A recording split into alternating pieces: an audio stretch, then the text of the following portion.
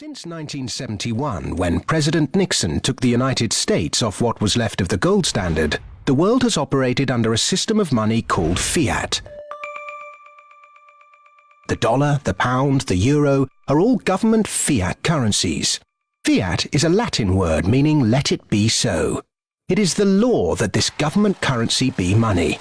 Indeed, without that legal enforcement, and the fact that we must pay taxes in this money, that dollar bill or that computer digit that represents a dollar would be pretty much meaningless. Only the government has the power to issue fiat money, but banks can create it through lending.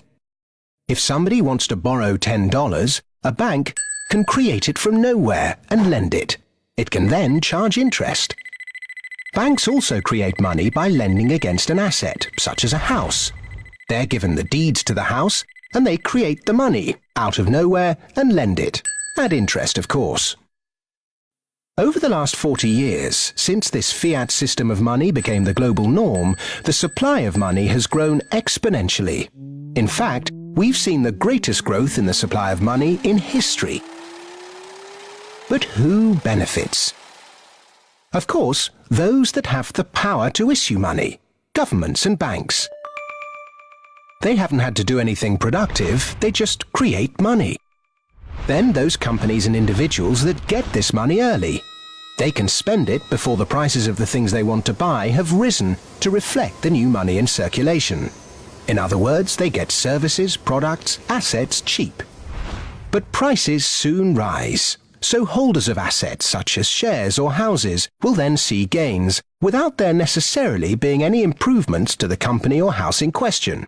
Often, this can lead to speculative bubbles. Who gets this money early? However money is created, be it through lending, fractional reserve banking, financial bailouts, or old-fashioned money printing, banks are always at or near the top of the money-issuing pyramid. Next come corporations who borrow large sums. Those on lucrative government contracts for new ventures, particularly overseas. Banks' associate companies and partners. Those that borrow early and at low rates. And the bank's senior employees. They all quickly get their share of the pie.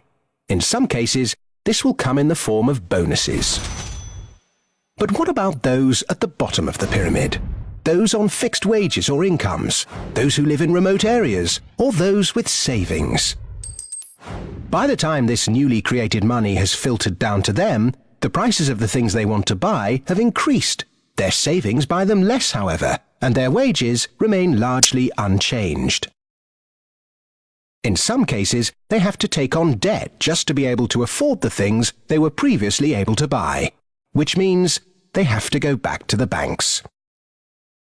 In reality, this process of creating money only redistributes wealth from the bottom to the top of the pyramid, and thus that ever-increasing gulf between rich and poor gets bigger and bigger and bigger.